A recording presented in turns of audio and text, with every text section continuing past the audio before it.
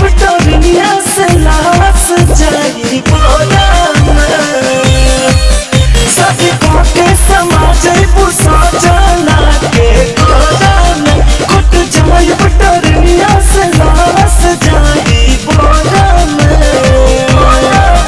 जब हमसे बनल पुत दूरी दूरी दूरी सुनला तहरा बाद हम जे कर भी हो खबे जाना वो मोहब्बत न रही मजा पूरी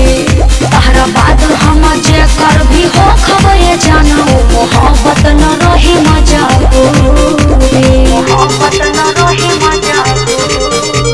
मोहब्बत न रही मजा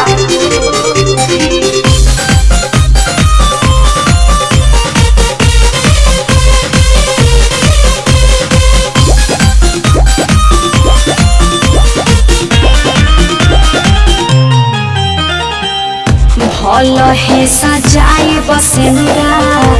मरदा के नाम के करब वीडियो कॉल जानू रोज सुबह शाम के। अरे बात समझता रहो अरे हाँ हो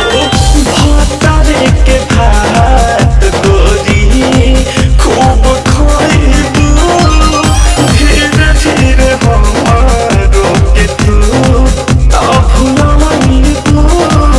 अरे ना हो के रोज दी हजूरी तहरा बाद हम जे कर भी हो खबे जाना वो मोहब्बत न रही मजा पूरी तहरा बाद हम जे कर भी हो खबे जाना वो मोहब्बत न रही मजा पूरी।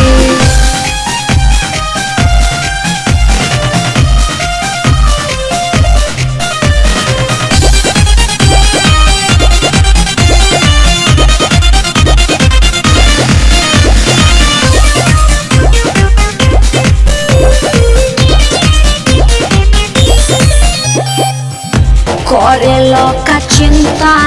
बात रहब नहीं हार हो मिले खातिर रेडी रह 24 आवर हो